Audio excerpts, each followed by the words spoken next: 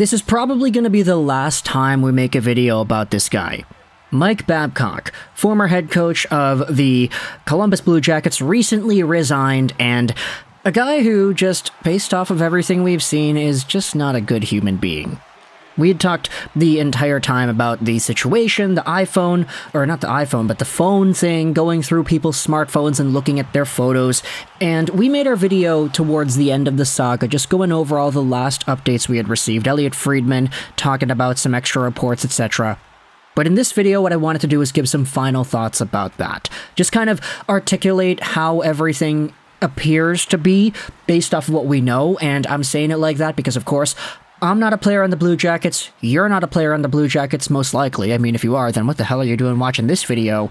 But when it comes to the guy who represents the team, the guy at the top of the totem pole, the captain of the Blue Jackets, Boone Jenner, he had a few comments towards the start of training camp that kind of put a nail in the coffin in this entire Babcock thing. Now, before we go over that, I just want to say as well that you could understand why everything was dragged out in the way that it was, and you could understand that from Boone Jenner's perspective, this isn't really his fault.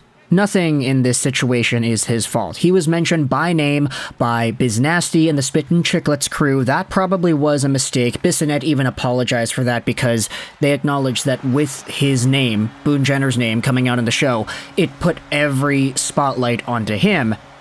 But for Boone Jenner to make the comments that he did initially about the Babcock situation, how, in his opinion, Babcock asking for the photos was fine because Babcock was asking about family, you can't get upset at Boone about this because the way Boone talked about it, you could understand that these conversations with Babcock took place throughout the summer. Boone Jenner said in his initial statement, the first one that was released, that Babcock asked Jenner about Jenner's upcoming wedding, and Jenner got married sometime into the summer before training camp, before this entire controversy even came out. So from Jenner's perspective, in the one meeting that he had with Babcock, it was okay. His photo sharing experience was fine. But one guy's experience is not the same as everybody else's on the team, in particular the young guys, that in which it was labeled that Babcock apparently took one of their phones and spent a few minutes just going through it himself, which, I don't know about you, but that seems like a very distinct invasion of privacy. So for Boone Jenner to talk about his own experience in the way that it was as perceived by him, positively, that's totally fine because he might not have even known how the other younger players were treated by this guy. This all took place over the summer. Some of these younger guys on the team might not have even spoken to Boone Jenner all too much during this entire process. So for Jenner to not really know too much about that in isolated situations where the Blue Jackets players were meeting with Babcock separately, I don't think it should reflect poorly on Jenner, the captain. I don't think this entire situation should be pinned on him, even though he was the first one to speak out about it. Johnny Gaudreau, for example, also had a positive experience, and he spoke to the media as himself, saying, yeah, like, my experience in that thing was okay. But the reason we're making this video is because Jenner had some final comments at the start of training camp about this entire thing. We're going over onto an article on The Score published by Kayla Douglas from earlier, a few days ago actually, talking about what Jenner had to say about how the Babcock saga brought the Blue Jackets closer. The article will be linked in the description. I think the past week has really probably brought us closer together, Boone Jenner said, according to NHL.com's Jeff Zabota.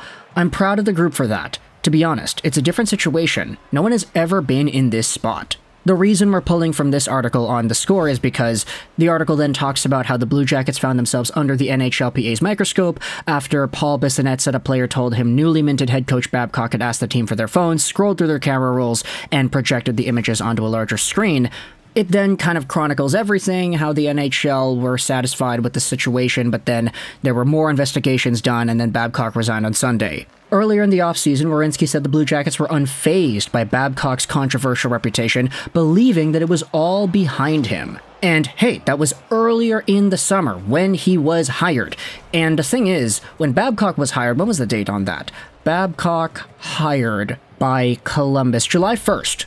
So, in fact, if you Google Babcock hired, you'll see all the comments of the Blue Jackets apologizing for hiring Babcock and saying that it was a mistake, etc., etc. We could talk about the accountability of the guys on top and whether or not they actually did proper due diligence, but Babcock was hired July 1st.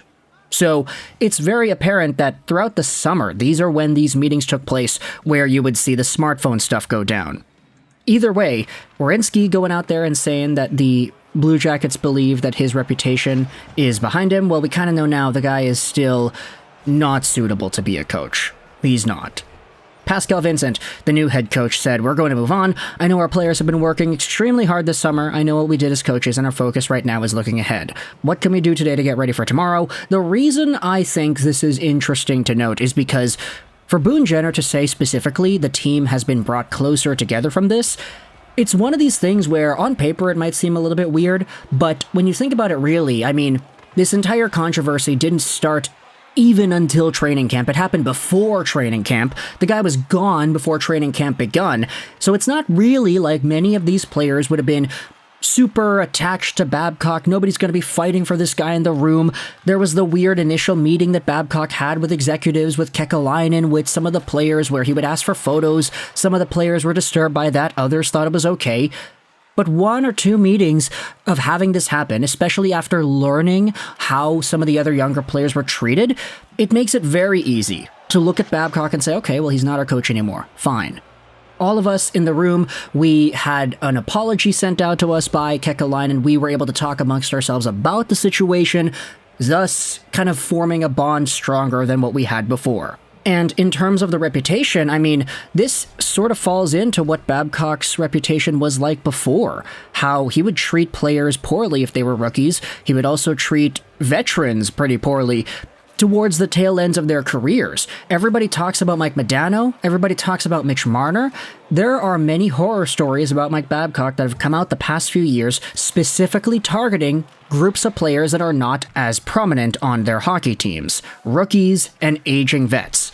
Rookies here in this Columbus situation got the short end of the stick because their phones were being looked through for several minutes, according to the reports. And so while it may not be liked, it's fair to say back in July 1st when he's hired, okay, yeah, we here in Columbus feel his reputation is behind him.